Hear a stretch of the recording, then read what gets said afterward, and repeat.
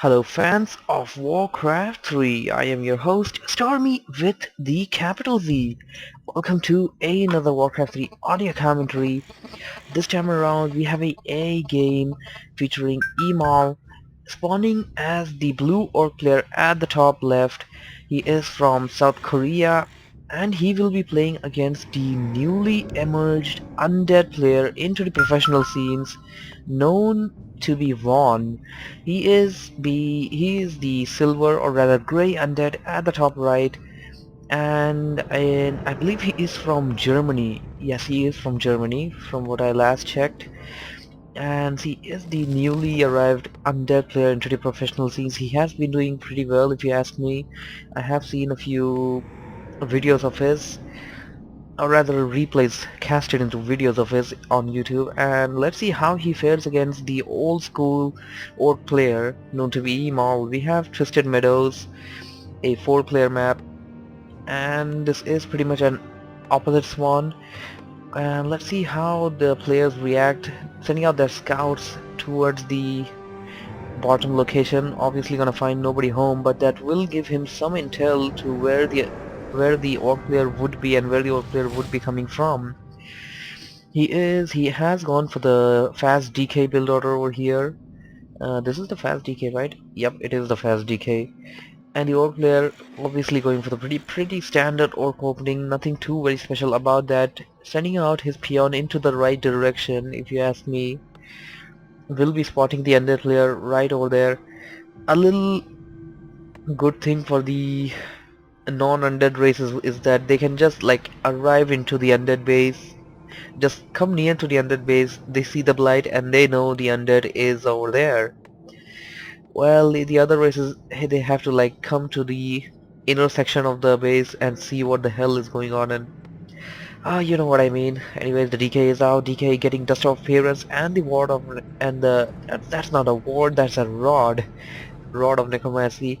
Going towards this camp, no, I do not believe he's gonna creep it. No, he is not. He is gonna go for the harassment directly, and the timing of the peon arriving at the base of the undead player pretty much gave him the idea of where the orc player is.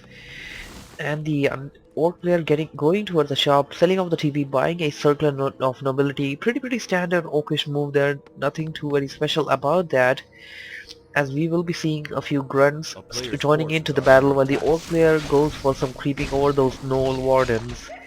Gonna kill off the wardens probably and then head out, as we see the undead player getting in there and oh, getting a nice jack over that gnoll warden. Also getting also using the corpses to summon those skeleton warriors, and they will be aiding the undead player in this fight over here. Grunt was forced to run back to the base, and the DK is now being followed by the Blade Master. Blade Master now focusing over the skeleton warriors, which will give him some experience and a little less pain while trying to harass the enemy. Under player getting back to the base or the blight, obviously gonna be getting some massively good regeneration, and that skeleton warrior gonna die most probably, or well, guess it didn't. Nice just appearance being used by the undead player, spotting the orcish player right there, and seems like the skeleton warrior did die. And the orc player now will be forced to run back a little, wait for a while, or rather get to his base and use a healing salve or something, as his wound launch is up. Tier 2 is on the way for both of the players, and the timing is almost equivalent to each other if you see to it. Undead player going towards this camp, gonna pick up the pieces and kill this old Gnoll Overseer, while the orc player goes towards the opposite camp, and I believe he seeks to creep this one out before he picks out that acolyte. Orc player now going after this camp over here, gonna creep this out pretty easily, not gonna worry about that much, but the undead player pretty much does have the knowledge of where the orc player is going just because of this one scout skeleton following that grunt over there, and now he will try and get in there and do some sort of harassment. There goes one, no, I was about to say there was one dead coil, but no, the undead player did not release it. He instead called upon the skeleton warriors, and I believe he should take out this gnoll over here because it's already weak, and I gotta say it's gonna give some good amount of experience to it being a level 5 creep. Undead player setting up his fiends behind that, but no, he's gonna come back and oh my, Orc player is still gonna get it, I believe. Oh boy, who got it? Undead player got it. Undead player got the kill over the no lords here and got his hero to level 2. What about to say level 5? My bad again, and getting that nice little unholy aura, giving all the units regeneration and boosted speed. Going after that grunt forced to run back, trying to get a little blocking over there using those skeleton warriors, not so successful in doing that. I believe the grunt will be able to escape that, no problem, while the undead player, or rather the orc player, tries to recuperate at the base, getting his grunt back, and oh boy, orcish grunt, not dead yet, not dead yet. Orc player doing pretty well thus far. I do not think either of the players have actually lost a legitimate unit. Skeleton warriors do not count as legitimate units, they are summoned units, so you know what I mean. And oh my, it's the oh my god, no ways! Trading a fiend to a hero. Oh god, I was just over there mentioning that none of the players lost any legitimate unit, but it seems to me like the orc player just made a huge mistake over there by losing the blade master. I can't really say what was the problem. I believe he was out of mana or out of something, or it was just like bad decision making or something like that. Lich has joined the fray, and the Shadow Hunter was out of the altar right after the BM died, so well, tough luck. I believe what the orc player was trying to do was get his Shadow Hunter out and like do that healing wave thing, but he wasn't. It just wasn't timed well. It wasn't really gonna come out before the BM died, and okay, you guys know what I mean. Now the orc player going for the same camp at in front of his base, the same camp that the orc and the undead player have been playing around with uh, throughout the whole game thus far, and now the undead player wants to go for some beef right now. He is going for this merchant camp, goblin merchant camp, and he will be gaining some good amount of experience from this.